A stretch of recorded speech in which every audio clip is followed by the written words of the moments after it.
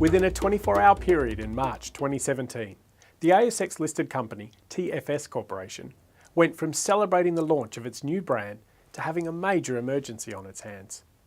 TFS, or Tropical Forestry Services, rebranded the company name to Quintus.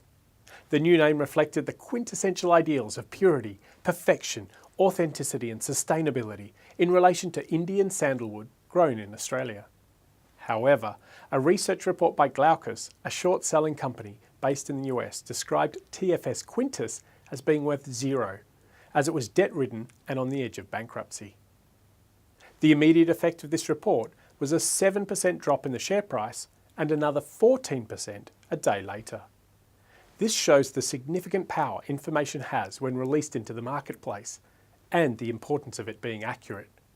If there was no foundation to these claims, then the devastating effects of market manipulation are clearly demonstrated. On the other hand, if the claims are accurate, then ongoing market manipulation through inappropriate reporting from within TFS Quintus organisation appears to have occurred. This has led to an artificially positive perception of the organisation and its financial position. Market manipulation involves behaviour, activity or information that is aimed at influencing the market price or level of activity in relation to shares and securities. Let's consider the different types of ways the financial markets may be manipulated. Manipulating the price of shares upwards is an obvious starting point, as this will make the current shareholding more valuable. But there are also good reasons to artificially push the price down. For example, if you want to buy shares in a company, or launch a takeover, or convert options into a share purchase, or if you've taken out puts on the share price, then this will enrich you. Three types of behaviour that are observed in the marketplace are runs, pulls, and churning. Runs are the most obvious abuse and involve a group working together to achieve a market movement, such as running up the share price. The group buys the shares, generates a sense of activity, and may also put out rumours in the market using things like website discussion boards or press releases. Once the shares reach a particular point, they promptly sell, and the share price will usually fall back to its original position. Pools are a specific example of a run, which has a group of investors pooling funds together to purchase shares and increasing the price of a share, and timing the exit to take advantage of the higher price. Churning is used to create a sense of activity by simultaneously buying and selling the same stock. This shows interest and movements in volume, which can attract other investors.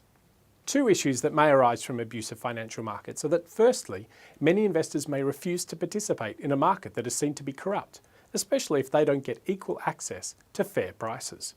So without market integrity, you will get reduced participation and investment. A second issue is that an organisation, its managers, its shareholders and debt holders may experience significant disadvantage. For example, if a share price is unfairly reduced due to negative rumours in the market, the managers may be fired or see their own personal investments dwindle.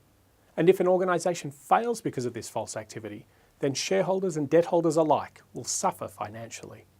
So we need clear and effective regulation that prevents this from occurring.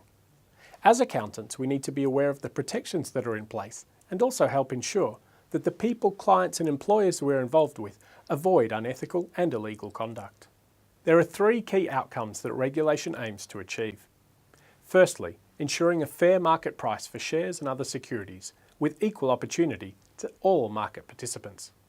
Secondly, maintaining market integrity by preventing insider trading, which would lead to loss of confidence from market participants that they cannot participate equally.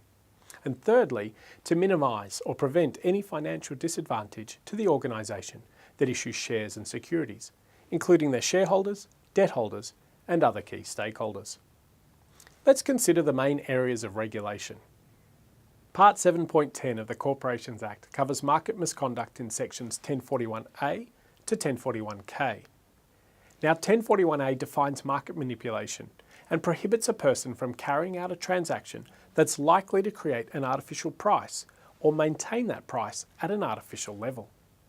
While this captures inappropriate trading activity, we also need regulations to prevent broader actions such as spreading rumours.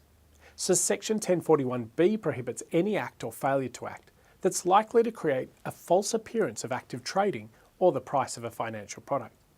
And 1041E specifically deals with rumours and false information, by prohibiting making statements or sharing information if it is false or materially misleading and likely to induce others to buy or sell shares. Another broad provision that captures a wide range of activity is 1041F, which prevents you from inducing others to buy or sell shares because of false information you provided or if you've dishonestly concealed material facts. So as accountants, we need to be aware of these regulations, both as a protective mechanism against others who may attempt to gain benefit or cause harm, and so we can carefully advise others to avoid activity or behaviour that's prohibited and illegal if they attempted to try and make a quick gain. Time for a status update. Where is Quintus at now? The Managing Director resigned on the 28th of March, and on the 15th of May 2017, its shares went into a trading halt after plunging from just over $1 to under 30 cents. There is discussion about class actions being taken against the company because it told prospective investors that sales to Galderma were expected to be significant, when in fact the prestigious contract had been terminated in December 2016. Either way, one party has not been putting accurate information into the marketplace, which has caused significant financial distress.